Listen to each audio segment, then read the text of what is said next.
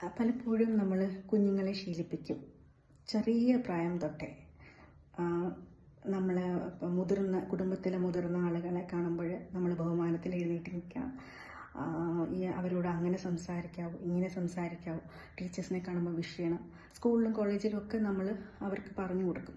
പക്ഷേ ജീവിതത്തിൽ ഒരാളെ ഏതൊക്കെ കാര്യങ്ങളിൽ നമ്മൾ എങ്ങനെ ഡീൽ ചെയ്യണം എന്നുള്ളത് സഹിക്കുക എന്ന് മാത്രമല്ല, ഒരു റിലേഷൻഷിപ്പിൽ നിന്ന് നമുക്ക് എന്തൊക്കെ എക്സ്പെക്റ്റ് ചെയ്യാം, ഏത് തലം വരെ നമുക്ക് അവരെ സഹിക്കാം എന്നും കൂടി നമുക്ക് കുട്ടിക്കാലം തൊട്ടേ അവർക്ക് ഒരു ചെറിയ ഒരു ബോധവൽക്കരണം കൊടുക്കുന്നത് നല്ലതാണ്.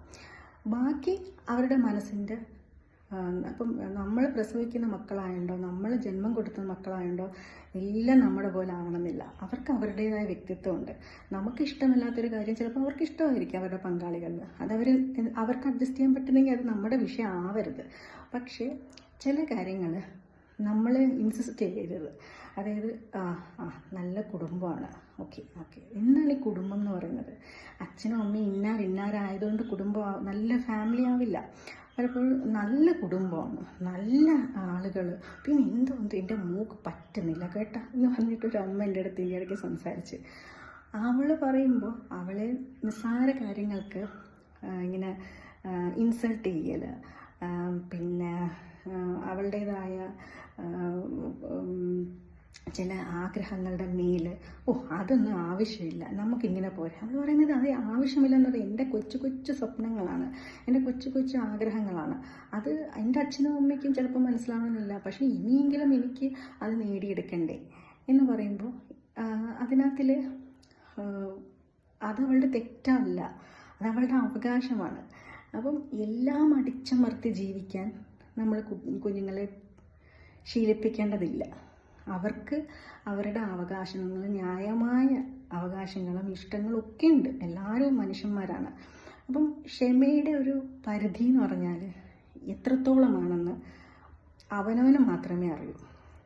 നമ്മൾ എത്ര നിയന്ത്രിച്ച് കുട്ടികളെ വളർത്തിയാലും, എത്ര അടിച്ചേൽപ്പിച്ച് നമ്മുടെ ഇഷ്ടങ്ങൾ അവരുടെ മേൽ കൊണ്ടുവച്ചാലും, ക്ഷമയുടെ പരിധി കഴിയുമ്പോൾ ഏത് ബന്ധത്തിൽ നിന്നും മനസ്സുകൊണ്ട് നമ്മൾ പടിയിറങ്ങും. നമ്മളുടെ മനസ്സിൽ പിന്നെ അത് ഒരു മരവിപ്പാണ്, പിന്നെ ചേഷ്ടകളാണ് ഉണ്ടാകുന്നത്. നമ്മളെ അവർ സ്നേഹിക്കുന്നു, നമ്മളെ അവർ ബഹുമാനിക്കുന്നു എന്നൊക്കെ നമുക്ക് തോന്നുകയാണ്. ചേഷ്ടകളാണ്, സ്നേഹമല്ലത്. സ്നേഹത്തിൻ്റെതായ ചേഷ്ടകൾ കാണിച്ച് മറ്റേ സൈഡിൽ നിൽക്കുന്ന ആൾ നമ്മളെ സമാധാനപ്പെടുത്തുകയാണ്. അതിന് നിലനിൽപ്പില്ല. എന്നുള്ളൊരു ഒരു കാഴ്ച, തമ്മിലുള്ളൊരു കാഴ്ചകളും അവരുമായിട്ട് സഹകരിക്കുന്ന ഒരു നിമിഷവും കഴിയുമ്പോൾ സമാധാനമായി എന്നൊരു ഫീല്, അതൊരു ചേഷ്ടയാണ്. അപ്പം അതിന് തൊട്ട് മുമ്പ് വരെ നമ്മൾ പ്രകടിപ്പിച്ചുകൊണ്ടിരുന്നത്. എന്തിനാണ് അങ്ങനെ ബന്ധങ്ങളെ പിടിച്ചു വയ്ക്കുന്നത്? ഉള്ളിൽ നിന്ന് നമുക്ക് സ്നേഹം കിട്ടണം, ഉള്ളിൽ നിന്ന് നമുക്ക് സഹാനുഭൂതി കിട്ടണം. അതിന് കുറച്ചൊക്കെ ഒരു സ്പേസ് കൊടുക്കണം.